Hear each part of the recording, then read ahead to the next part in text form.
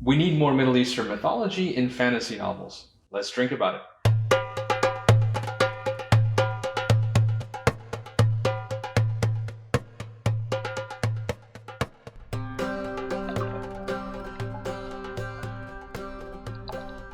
It's like magic. If you're an avid fantasy reader and you're a little bit tired of reading about elves and dragons, then this is a gateway book for you to get you into Middle Eastern mythology and history and setting.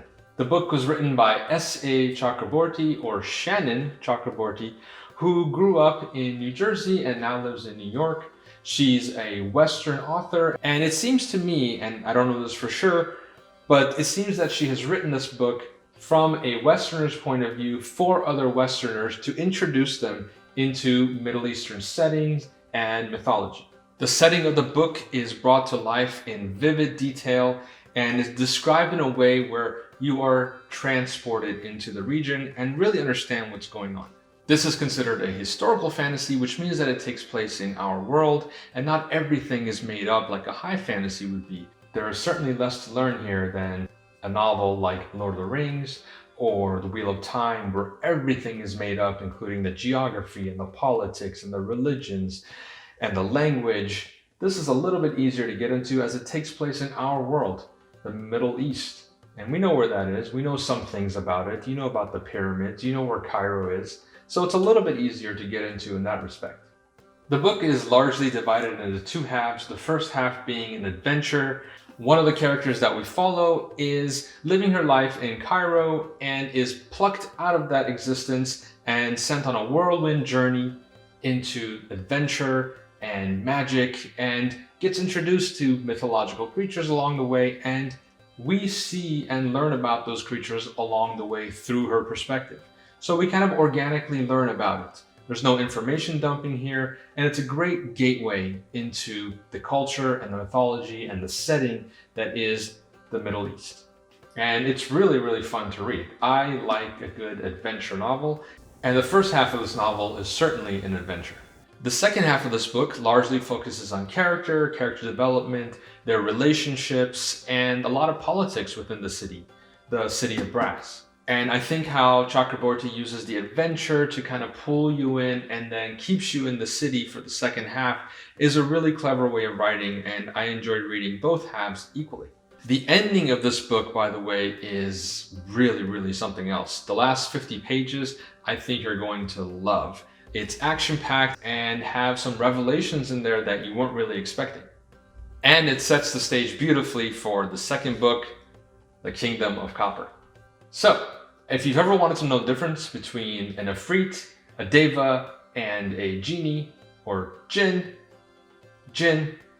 this is the book for you. Chakraborty is very accessible and available online in various social medias. You can follow her on Twitter, and she's pretty responsive. The second book in the series is called Kingdom of Copper, and the third one, which is coming out in June, is called Empire of Gold. If you are in an area that is not under quarantine, go to your local bookstore and pick those up. Otherwise, there's links in the description for you to pick them up online.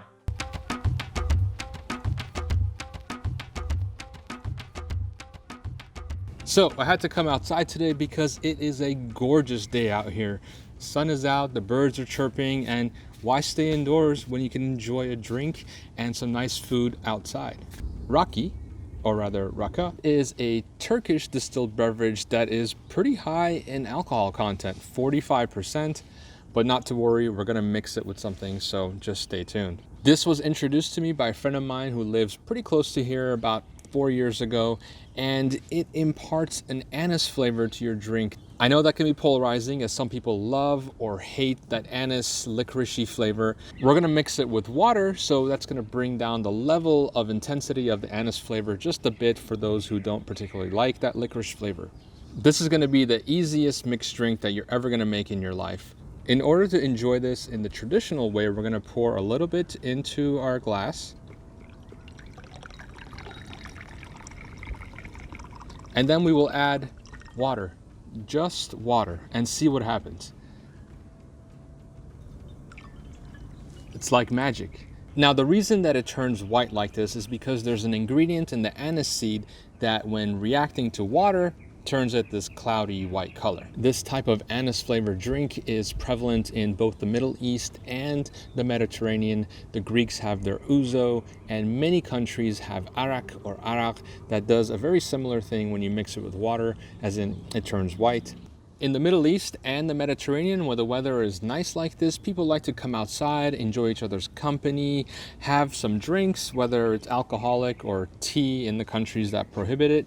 And there's always some sort of small plate, some meze or mazze that go along with it. And those can range from very simple things such as sliced melon or dolma, or more complex ones such as this mincemeat stuffed eggplant topped with cheese, which is just my favorite. There is some drinking in this book, especially by one of the characters who likes to bottle a little bit too much.